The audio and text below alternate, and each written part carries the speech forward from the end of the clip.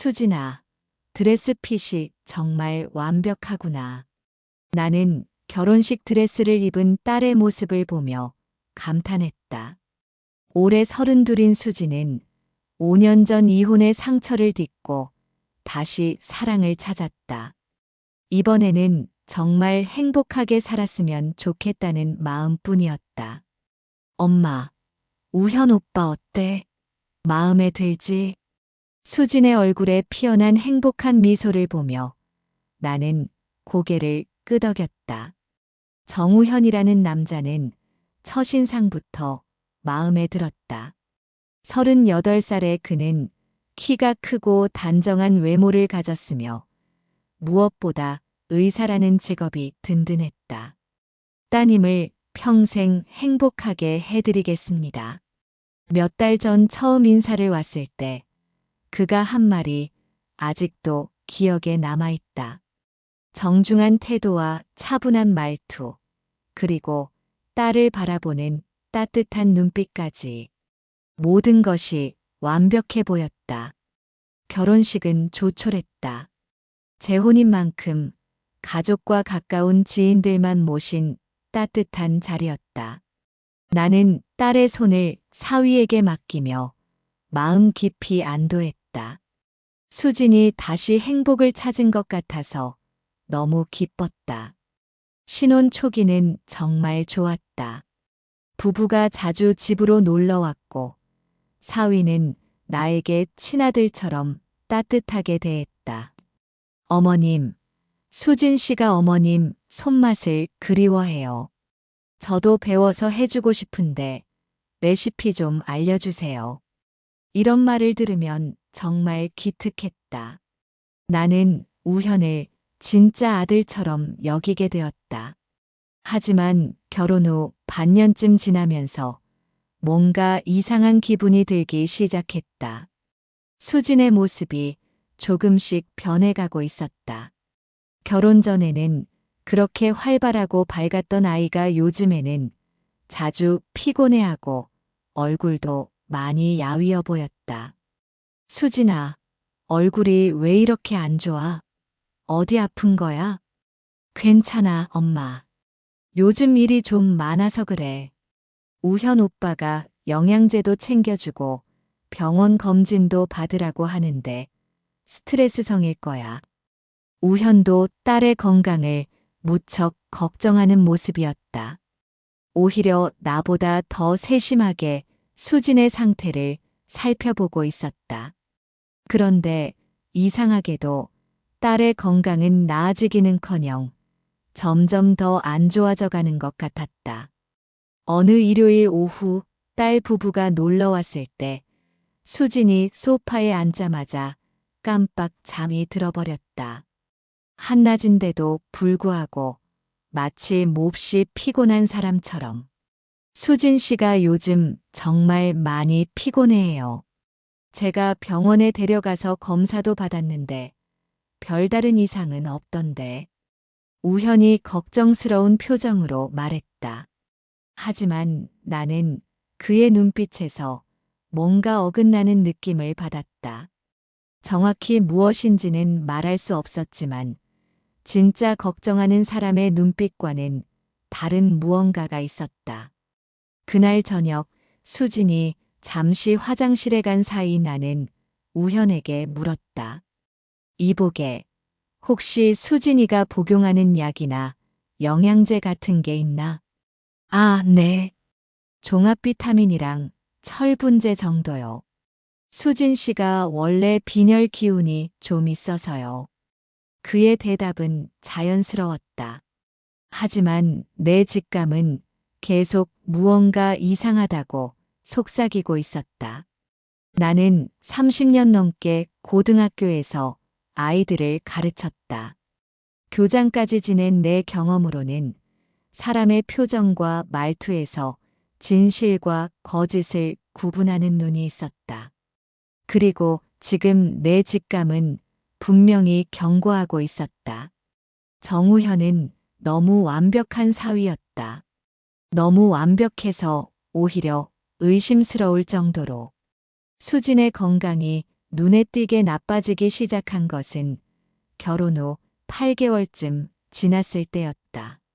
처음에는 신혼의 피로나 업무 스트레스 정도로 생각했는데 시간이 갈수록 심각해지는 것 같았다. 엄마, 오늘은 좀 일찍 가볼게. 머리가 너무 아파서. 수진이는 평소보다 훨씬 창백한 얼굴로 말했다. 점심을 함께 먹으러 나온 자리였는데 음식을 거의 건드리지도 못했다. 너 정말 괜찮은 거야? 병원에 가봐야 하는 거 아니야? 병원은 계속 다니고 있어. 우현 오빠가 다른 과 선생님들께도 문의해보고 있대. 그런데 딱히 원인을 못 찾겠다 그러네. 나는 딸의 손을 잡았다. 예전보다 훨씬 말랐고 차갑기까지 했다. 이상했다. 의사인 남편이 있는데도 증상이 계속 악화되기만 하다니. 그날 저녁 우현에게 전화했다. 이보게, 우리 수진이 상태가 많이 안 좋아 보이는데 정말 괜찮은 건가? 어머님, 저도 걱정이 많아요. 여러 검사를 해봤는데 뚜렷한 원인을 찾기 어렵네요. 아마 스트레스성 증상일 가능성이 높아요. 그래도 너무 심한 것 같은데 조금만 더 지켜보시죠. 제가 좋은 한의원도 알아보고 있어요. 우현의 목소리는 여전히 차분했다. 하지만 뭔가 성에 없는 느낌이 들었다. 정말 걱정하는 남편이라면 더 적극적으로 원인을 찾으려 하지 않을까? 며칠 후 나는 수진의 집에 반찬을 해다 주러 갔다. 문을 열고 들어서는 순간 깜짝 놀랐다. 거실 테이블 위에 온갖 약병들이 놓여 있었다. 이게 다 뭐야? 아, 엄마. 오빠가 챙겨준 약들이야. 종합 비타민, 철분제, 소화제. 이것저것 많지? 나는 약병들을 하나씩 들여다봤다. 대부분 라벨이 붙어 있지 않거나 병원에서 조제한 것 같은 포장이었다. 이렇게 많은 약을 다 먹어야 하는 거야? 오빠가 제 몸에 맞게 조합해서 준 거야. 의사니까 더 잘 알겠지. 그때 우현이 집에 들어왔다. 어머님 오셨군요. 수진 씨 약 먹는 거 보고 계세요? 정말 이렇게 많은 약을 먹어도 괜찮은 거야? 네, 다 천연 성분이고 몸에 해로운 건 없어요. 수진 씨 체질에 맞게 조절한 거라서요. 우현은 자신 있게 대답했다. 하지만 내가 보기에는 오히려 약을 먹기 시작한 후로 수진이 더 안 좋아진 것 같았다. 그런데 왜 나아지지가 않지? 이런 증상은 시간이 걸려요. 몸의 밸런스를 맞춰주는 거니까 당장 효과를 보기는 어렵죠. 그날 집에 돌아와서도 계속 찜찜한 기분이었다. 뭔가 이상했다. 의사인 남편이 직접 챙겨주는데도 딸의 상태가 나빠지기만 하다니. 며칠 후 수진이가 갑자기 응급실에 실려갔다는 연락을 받았다. 급히 달려간 병원에서 우현을 만났다. 어떻게 된 건가? 갑자기 복통을 호소하면서 쓰러졌어요. 다행히 심각한 건 아니고 스트레스성 급성 위염 같아요. 응급실 침대에 누워있는 수지는 의식은 있었지만 얼굴이 새하얗다. 엄마, 갑자기 속이 너무 아팠어. 나는 딸의 손을 잡고 눈물이 났다. 이렇게 약해진 모습이 너무 안쓰러웠다. 그런데 그때 담당 의사가 우현에게 뭔가 이야기하는 소리가 들렸다. 환자분 혈액 검사에서 몇 가지 이상 수치가 나왔는데요. 나는 귀를 쫑긋 세웠다. 어떤 수치요? 간 수치가 다소 높은 편이고 미네랄 수치가 불안정해요.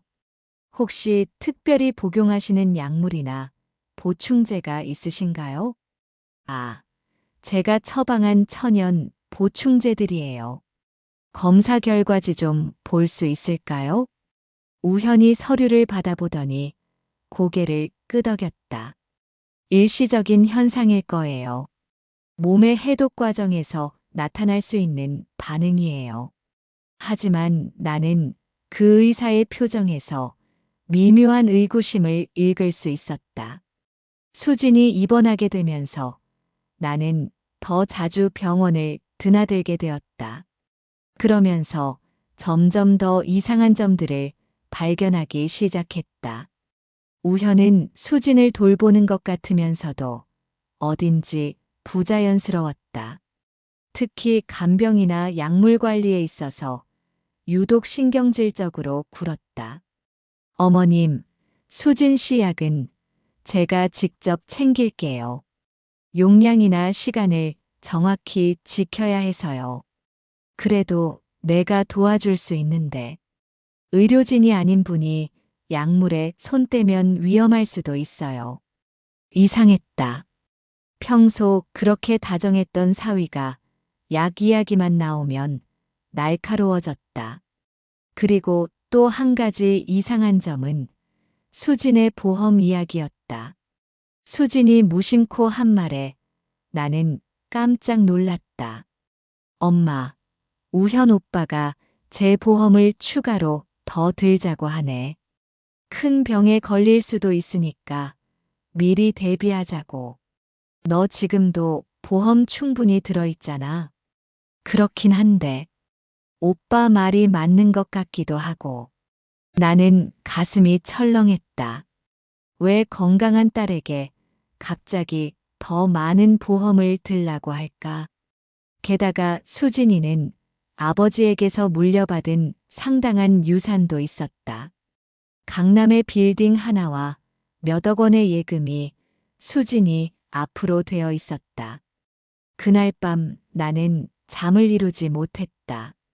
계속 머릿속에서 이상한 퍼즐 조각들이 맞춰지고 있었다. 딸의 계속되는 건강 악화, 우현의 과도한 약물 관리, 갑작스러운 보험 이야기, 그리고 수진이의 상당한 재산. 설마 그런 일이? 나는 고개를 저었다. 너무 끔찍한 상상이었다. 하지만 30년간 교육 현장에서 쌓인 직감은 계속 경고하고 있었다. 뭔가 잘못되고 있다고. 수진이 퇴원한 지 일주일 후 나는 딸 집에 반찬을 해다 주기로 했다. 우현이 출근하고 수진도 회사에 간 사이에 집안 정리도 좀 도와주려고 했다. 열쇠로 문을 열고 들어서니 집안이 조용했다. 나는 부엌부터 정리하기 시작했다. 냉장고에 반찬을 넣고 설거지를 하고 바닥 청소를 하는데 시간이 꽤 걸렸다. 오후 2시쯤 되어서야 모든 정리가 끝났다. 이제 돌아가야지 싶어서 가방을 챙기려는데 현관문에서 열쇠 소리가 들렸다. 이상했다.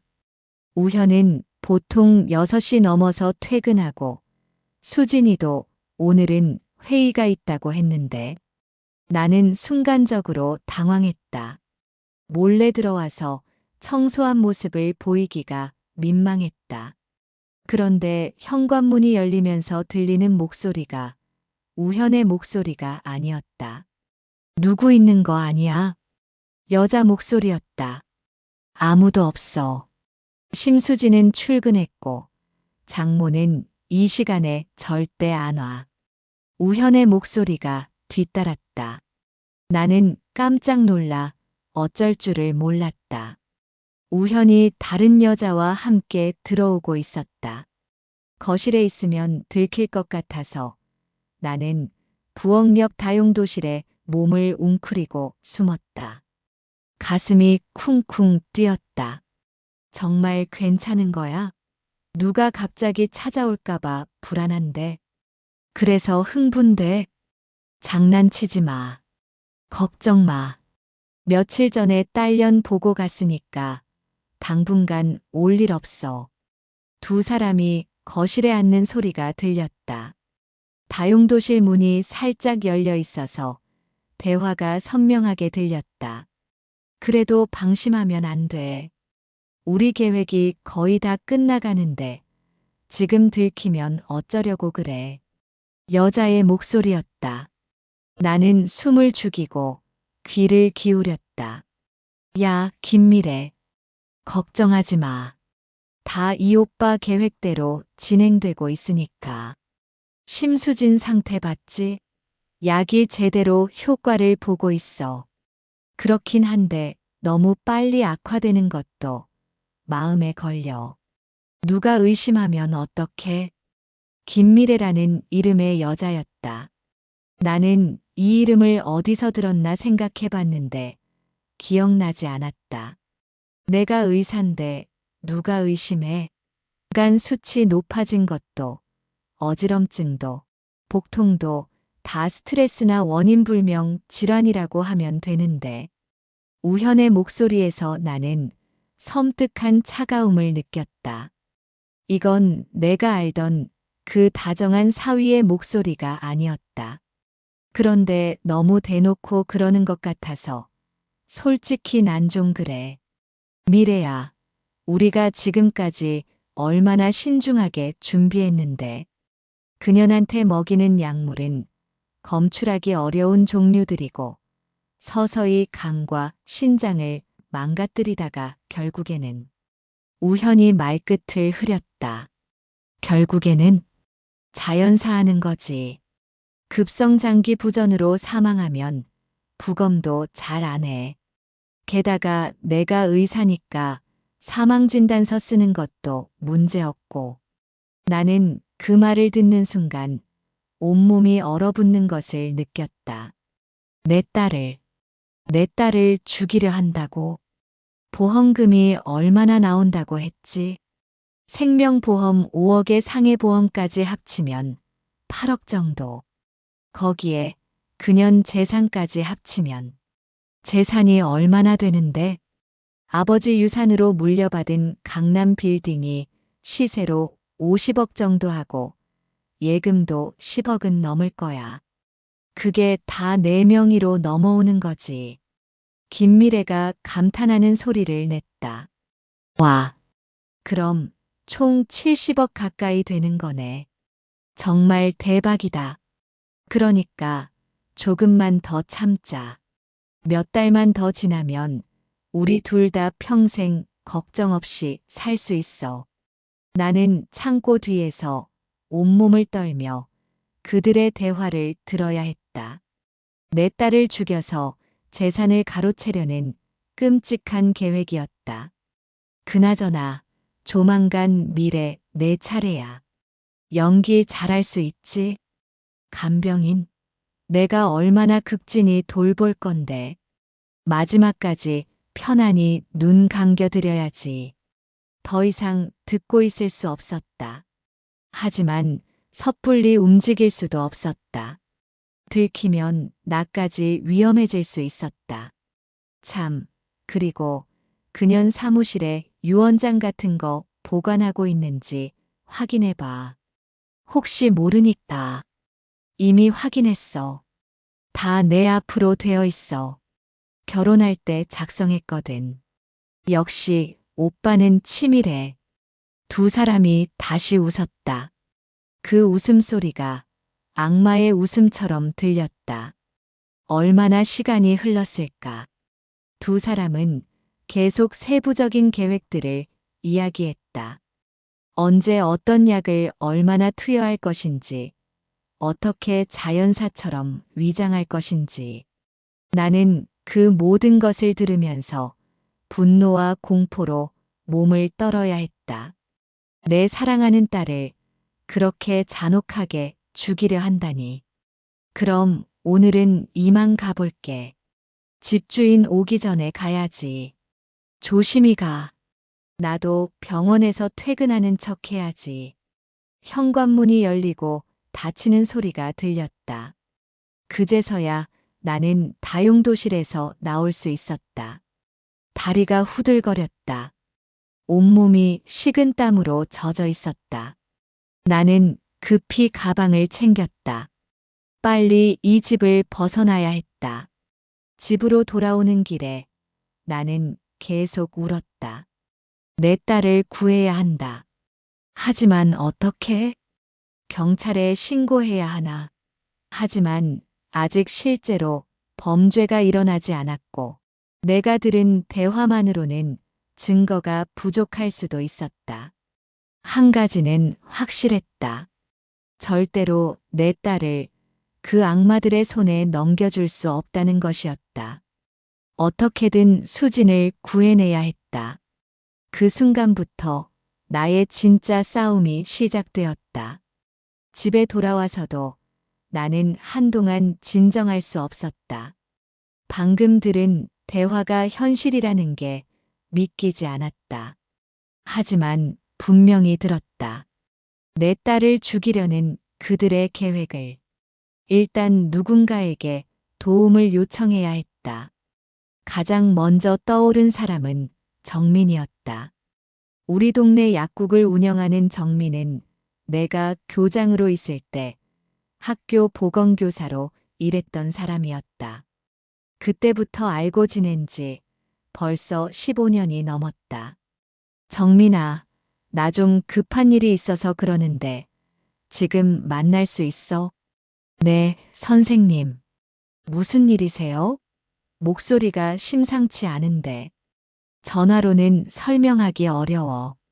약국으로 갈게. 30분 후 나는 정민의 약국에 앉아 있었다. 그에게 상황을 설명하기가 쉽지 않았다. 너무 끔찍한 이야기였다. 정민아, 만약에 누군가 다른 사람을 서서히 독살하려고 한다면 어떤 약물을 사용할까? 정민이 놀란 표정으로 나를 바라봤다. 선생님, 그냥 가정해보는 거야. 궁금해서. 글쎄요. 검출하기 어려우면서 서서히 장기를 손상시키는 물질들이 있긴 하죠. 예를 들어 비소나 수은 같은 중금속들. 하지만 갑자기 왜 이런 걸? 혹시 소설 쓰세요? 나는 더 이상 숨길 수 없었다. 정민에게 오늘 있었던 일을 모두 털어놓았다. 정민의 얼굴이 점점 굳어졌다. 이건 정말 심각한 문제예요. 바로 경찰에 신고하셔야 해요. 하지만 아직 실제 범죄가 일어난 건 아니잖아. 내가 들은 대화만으로는 증거가 안 될 거야. 그렇긴 하지만 따님이 현재 복용하고 있는 약들을 분석해보면 더 확실히 알 수 있을 거예요. 정민의 제안이었다. 어떻게? 따님이 복용하는 약 중에 몇 개만 갖다 주세요. 제가 아는 검사기관에 성분 분석 의뢰해 볼게요. 나는 고개를 끄덕였다. 그것부터 시작해야겠다. 그런데 선생님, 혹시 따님한테는 말씀 안 하시는 거죠? 당연하지. 지금 상황에서 수진이에게 말하면 오히려 더 위험해질 수 있어. 다음 날 나는 다시 수진의 집으로 향했다. 이번에는 약을 가져오는 것이 목적이었다. 다행히 우현은 병원에 있고 수진도 출근한 상태였다. 거실 테이블 위에 여전히 여러 약병들이 놓여 있었다. 나는 그 중에서 라벨이 없는 약들 몇 개를 조금씩 가져왔다. 우현이 눈치채지 못할 정도로만. 정민에게 약을 건네주면서 나는 간절한 마음으로 말했다. 정민아, 제발 빨리 결과를 알려줘. 내 딸 목숨이 달린 일이야. 최대한 빨리 처리해 드릴게요. 사흘 안에는 결과가 나올 거예요. 이제 또 다른 증거를 찾아야 했다. 김미래라는 여자에 대해 알아봐야 했다. 그런데 어떻게? 그때 문득 윤태화 변호사가 떠올랐다. 수진과 같은 로펌에서 일하는 동료였는데 나보다 몇 살 위인 언니뻘 되는 분이었다.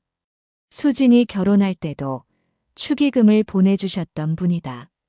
변호사님, 안녕하세요. 수진이 어머니 이순희입니다. 아, 안녕하세요. 무슨 일이세요? 혹시 시간 되실 때 한번 뵐 수 있을까요? 상의 드릴 일이 있어서요. 다음 날 오후 나는 윤 변호사의 사무실을 찾았다. 그녀에게도 상황을 설명해야 했지만 조심스러웠다. 변호사라는 직업 특성상 더 신중하게 접근해야 했다. 변호사님, 만약 누군가의 과거 행적을 조사하고 싶다면 어떤 방법이 있을까요? 무슨 일이세요? 구체적으로 말씀해 주세요. 나는 결국 윤 변호사에게도 모든 것을 털어놓았다. 그녀의 반응은 정민과 비슷했다. 선생님, 이건 정말 심각한 범죄예요.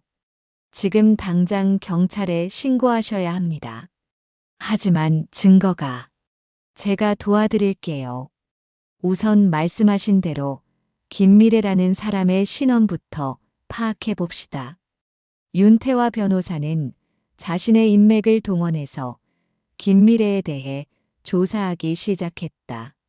며칠 후 놀라운 결과가 나왔다. 선생님, 김미래라는 사람을 찾았어요. 그런데 어떻게 된 거예요? 이 사람 간병인 자격증은 있지만 실제로는 여러 병원에서 문제를 일으킨 경력이 있어요. 환자 돈을 훔쳤다가 잘렸고 다른 병원에서는 약물 관리에 부정이 있었다고 하네요. 그럼 정우현이랑 어떤 관계인 거죠? 그것도 알아봤는데 놀랍게도 두 사람은 3년 전부터 알고 지낸 사이예요. 그 전에도 비슷한 사건에 연루된 적이 있다는 제보가 있어요. 나는 소름이 돋았다. 이들이 상습적으로 이런 일을 저질러 왔다는 뜻이었다. 더 자세한 건 전문 조사기관에 맡겨야 할 것 같아요. 바로 그때 정민에게서 전화가 왔다. 선생님, 큰일이에요. 약물 분석 결과가 나왔는데 나는 급히 약국으로 달려갔다. 어떻게 나왔어요? 선생님이 가져오신 약들 중에서 심각한 독성 물질이 검출됐어요. 비소와 수은, 그리고 간독성을 유발하는 화학물질까지. 나는 다리에 힘이 빠져 의자에 주저앉았다. 이 정도 양이면 지속적으로 복용할 경우 몇 개월 안에 장기부전으로 사망할 수 있어요.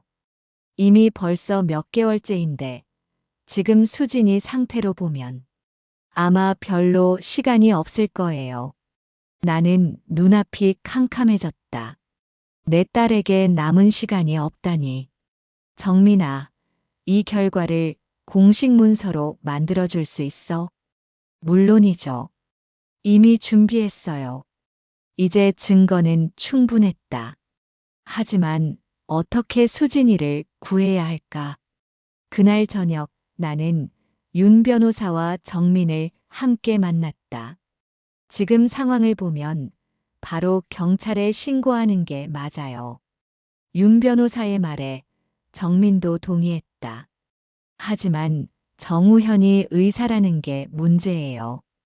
교묘하게 빠져나갈 수도 있어요. 나는 고민에 빠졌다. 그때 문득 한 사람이 떠올랐다. 혹시 믿을 만한 경찰관 아시는 분 없나요? 아, 제가 아는 형사가 한 분 있어요. 윤 변호사가 말했다. 최동현 형사라고 경찰청 강력계에 있는데 정말 믿을 만해요. 제가 연락해 볼게요. 다음 날 우리는 최동현 형사를 만났다. 50대 초반의 그는 우리 이야기를 끝까지 진지하게 들어주었다. 증거는 충분합니다. 하지만 현행범으로 잡지 않으면 이들이 처벌받지 않고 풀려날 가능성이 있어요. 어떻게 해야 하죠? 이들의 계획을 더 구체적으로 파악해야 해요. 언제, 어떤 방식으로 최종 단계를 실행할 것인지. 최 형사의 말에 나는 다시 한번 우현의 집에 가서 더 많은 정보를 수집해야 한다는 걸 깨달았다. 하지만 이번에는 혼자 가기에는 너무 위험했다. 들키면 나까지 위험해질 수 있었다. 제가 도와드릴게요. 윤 변호사가 말했다. 어떻게요? 제가 밖에서 망을 보고 위험한 상황이 되면 바로 경찰에 신고할게요. 저도 함께 가겠어요. 정민도 동참했다. 나는 이 좋은 사람들 덕분에 용기를 낼 수 있었다. 내 딸을 구하기 위해서라면 무엇이든 할 수 있었다. 이제 마지막 증거 수집을 위한 계획을 세워야 했다. 시간이 얼마 남지 않았다. 수진을 반드시 구해내고 말겠다. 수진의 상태가 급격히 악화된 것은 우리가 증거 수집을 시작한 지 일주일 후였다. 어머님, 수진이가 응급실에 실려갔어요. 우현의 다급한 목소리가 전화기 너머로 들렸다. 하지만 나는 이제 그의 연기라는 걸 알고 있었다. 금방 가겠네.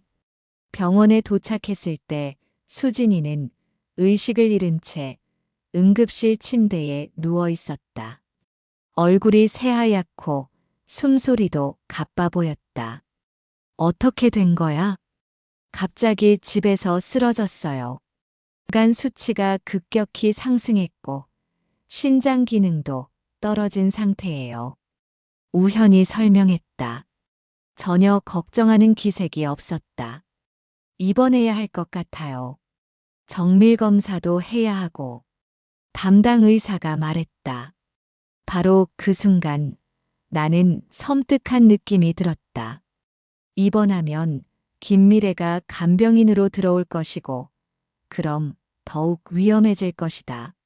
그러면 옆에서 간병해야겠지? 내가 물었다. 제가 아는 간병인이 있어요. 정말 실력이 좋은 분이라서 안심하고 맡길 수 있을 거예요.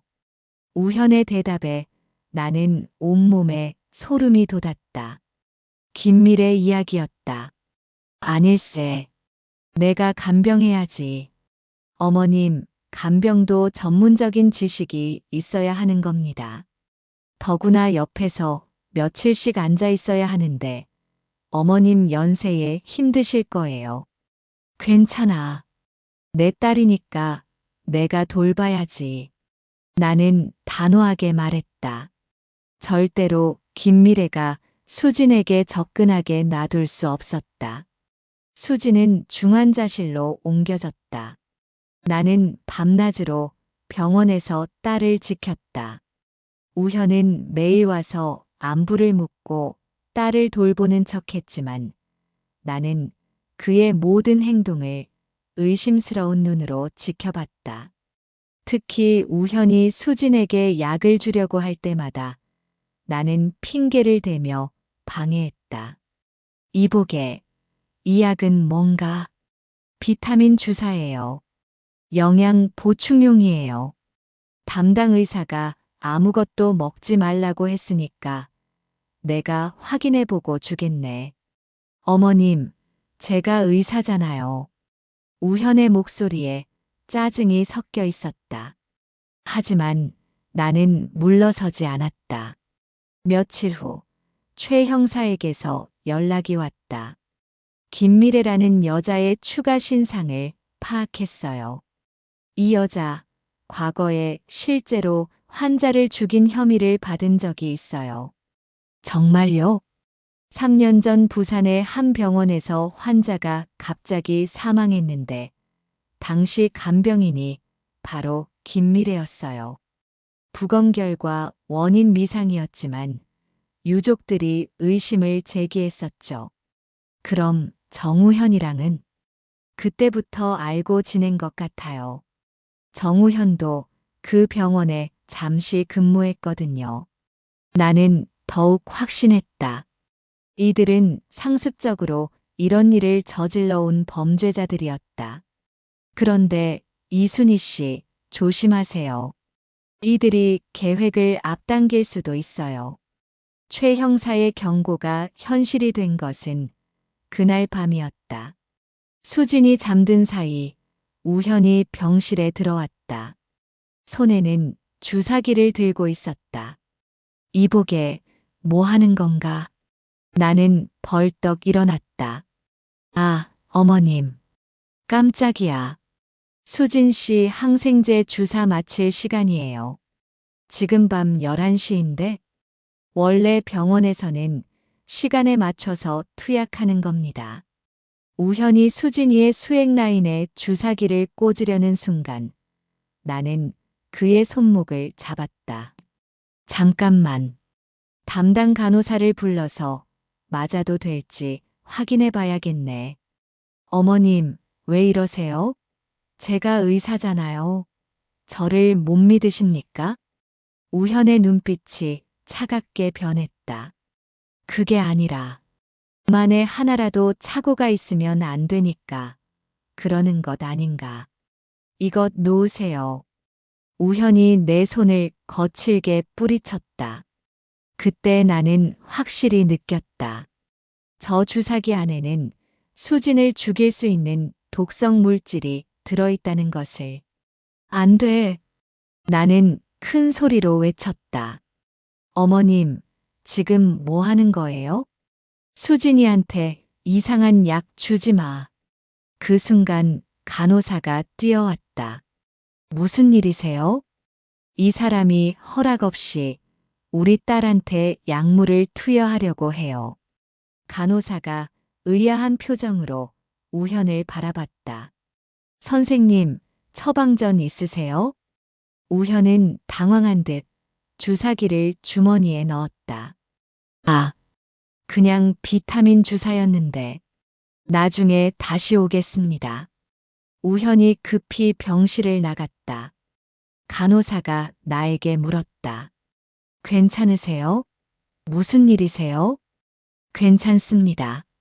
그냥 조심스러워서요. 그날 밤 나는 한잠도 자지 못하고 수진의 곁을 지켰다. 우현이 언제 다시 나타날지 몰랐다. 새벽 5시쯤 내 핸드폰이 울렸다. 모르는 번호였다. 여보세요? 이순희 씨죠? 저는 김미래라고 하는데요. 김미래였다. 나는 심장이 철렁 내려앉았다. 누구라고요?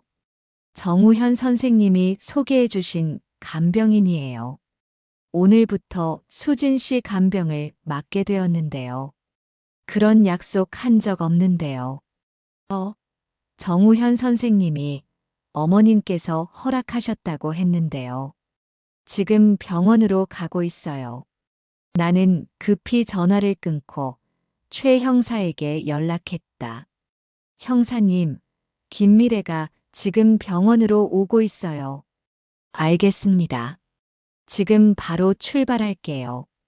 그 여자가 도착하기 전에 따님을 다른 곳으로 옮기세요. 나는 간호사를 호출했다. 간호사님, 우리 딸을 다른 병실로 옮겨야 해요. 갑자기 왜요? 생명이 위험해요. 상황이 급하니 지금 당장. 간호사는 당황했지만 내 절박한 표정을 보고 의사에게 연락했다. 30분 후 수진은 다른 층의 병실로 옮겨졌다. 그리고 1시간 후 김미래가 원래 병실로 찾아왔다는 연락을 받았다. 최 형사도 병원에 도착했다. 이제 이들을 현행범으로 잡을 수 있을 것 같아요. 어떻게요? 김미래를 체포했습니다. 가져온 가방을 확인해 봤더니 의심스러운 약물들이 들어있더군요. 곧 정우현도 체포할 겁니다. 드디어 끝이 보였다. 그날 오후 우현이 다시 나타났을 때 그의 표정은 완전히 달라져 있었다. 어머님, 수진이를 다른 병실로 옮기셨네요? 담당 의사가 옮기자고 한 걸세. 아니, 내가 보호자인데 왜 나한테는 상의하지 않는 겁니까? 우현의 목소리가 위협적으로 변했다. 나는 그때 깨달았다. 더 이상 가면을 쓰지 않겠다는 뜻이었다. 이제 그만하게. 나는 똑바로 그를 응시하며 말했다. 뭘 그만하라는 거죠? 내 딸 죽이려는 계획 말이야. 우현의 얼굴이 순간 굳었다. 그리고 이내 차가운 미소를 지었다. 무슨 말씀이신지 모르겠네요. 치매라도 오신 것 아니에요? 김미래와 함께 우리 수진이를 독살하려던 계획 다 알고 있어요. 무슨 말도 안 되는 증거 있어요? 그때였다. 최 형사와 경찰들이 병실 문을 열고 들어왔다. 정우현 씨, 살인 예비 및 사기 혐의로 체포하겠습니다. 우현의 얼굴에서 모든 가면이 벗겨졌다. 그는 더 이상 다정한 사위가 아니었다. 그냥 냉혹한 범죄자일 뿐이었다. 수갑을 찬 그가 끌려나가면서 나를 쏘아봤다. 늙은 여우 같은 년이. 하지만 나는 더 이상 두렵지 않았다. 내 딸을 지켜냈으니까. 수지는 아직 의식을 잃고 있었지만 이제는 안전했다. 정우형과 김미래가 체포되었고 독성 약물 투여도 중단되었다. 의사는 수진의 회복이 가능할 것이라고 했다. 시간은 걸리겠지만 독성 물질이 더 이상 들어가지 않으면 서서히 나아질 것이라고. 나는 딸의 손을 잡고 눈물을 흘렸다. 정말 아슬아슬했다. 조금만 늦었어도 내 딸을 잃을 뻔했다. 하지만 이제 모든 것이 끝났다. 내 딸은 안전했다. 재판이 열리기까지 몇 달이 걸렸다. 그 사이 수진이는 천천히 회복되고 있었다. 독성 물질이 더 이상 들어가지 않으면서 간 수치도 정상으로 돌아오고 있었고 얼굴에도 다시 혈색이 돌기 시작했다. 엄마, 미안해요. 내가 너무 바보 같았어. 의식을 완전히 되찾은 후 수진이가 가장 먼저 한 말이었다. 모든 진실을 알게 된 후 수진이는 며칠 동안 울기만 했다. 아니야, 수진아. 내 잘못이 아니야. 누구라도 속을 수 있는 일이었어. 하지만 엄마가 걱정하는 걸 봤으면서도 우현 오빠만 믿었잖아. 사랑에 눈이 멀면 그럴 수 있는 거야. 이제 다 지난 일이니까 자책하지 마. 수진이는 우현과의 결혼 생활이 조작된 것이었다는 사실을 받아들이기 어려워했다. 자신이 그토록 사랑했던 남편이 실제로는 자신을 죽이려 했다는 현실이 너무 충격적이었던 것이다. 정신적 충격도 컸지만 신체적 회복이 더 급선무였다. 수진이는 몇 개월간의 독성 물질 노출로 인해 간과 신장이 상당히 손상된 상태였다. 최 형사가 가끔 병원에 와서 수사 진행 상황을 알려주었다. 정우형과 김미래, 둘 다 모든 혐의를 부인하고 있어요. 부인해도 증거가 확실하잖아요. 맞습니다. 약물 분석 결과도 있고, 김미래가 가져온 독성 물질도 압수했고, 하지만 이들이 변호사를 고용해서 끝까지 버티고 있어요. 과거 범죄 기록은 어떻게 됐어요? 부산에서 있었던 사건도 재수사에 들어갔어요. 당시 피해자 유족이 적극적으로 협조하고 있고요. 수사가 진행되면서 정우현과 김미래의 추가 범죄들이 속속 드러났다. 이들은 지난 5년간 적어도 3명 이상의 피해자를 대상으로 비슷한 수법을 사용해왔다는 것이 밝혀졌다. 이 사람들 정말 악마들이네요. 윤 변호사가 붕괴하며 말했다. 심지어 정우현은 의사도 아니었어요. 의사 면허를 위조해 의사 행세를 해왔더라고요. 실제로는 의과대학을 중퇴한 후 여러 범죄를 저지르며 살아온 사람이에요. 모든 것이 거짓이었다. 수진이가 사랑했던 남편의 모든 것이. 드디어 재판날이 다가왔다. 나는 수진이와 함께 법정에 섰다. 수진이는 아직 완전히 회복되지 않은 상태였지만 반드시 참석하겠다고 고집했다. 피고석에 앉은 정우현과 김미래의 모습은 초라했다. 우현은 더 이상 품이 있는 의사의 모습이 아니었다. 그저 음험한 범죄자의 본 모습을 드러내고 있을 뿐이었다. 피고인 정우현, 김미래에 대한 재판을 시작하겠습니다. 재판장의 엄숙한 목소리가 법정에 울렸다.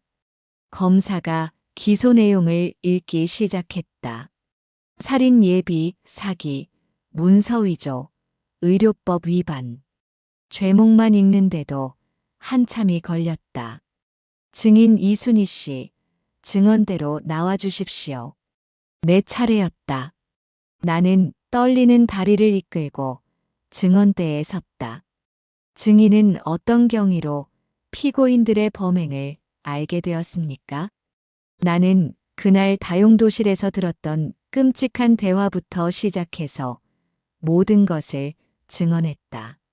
내 딸을 독살하려던 계획, 거액의 보험금과 재산을 노린 범행 동기, 그리고 내가 필사적으로 증거를 수집했던 과정까지. 증인이 직접 들으신 피고인들의 대화 내용을 구체적으로 말씀해 주십시오. 나는 그날 들었던 대화를 있는 그대로 증언했다.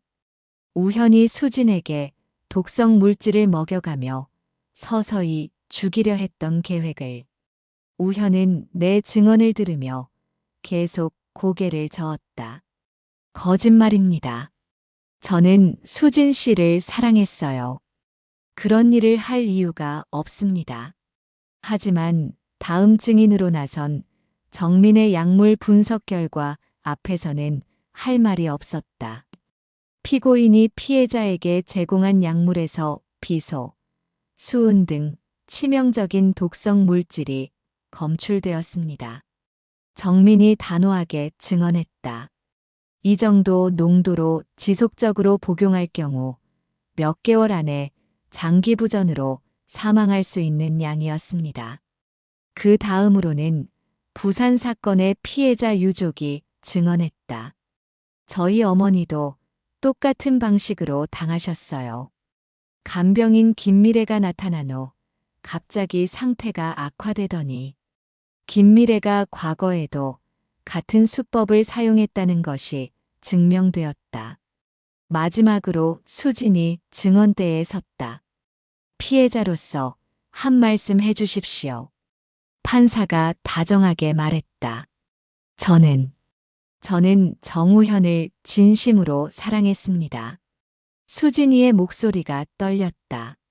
하지만 그는 처음부터 저의 재산만 노리고 접근한 사람이었어요. 저를 사랑한다고 하면서 동시에 저를 죽이려 했던 사람이에요. 수진이는 울먹이며 계속했다. 만약 우리 엄마가 아니었다면 저는 지금 이 자리에 있을 수 없었을 거예요. 엄마가 저를 구해주셨어요. 법정이 숙연해졌다.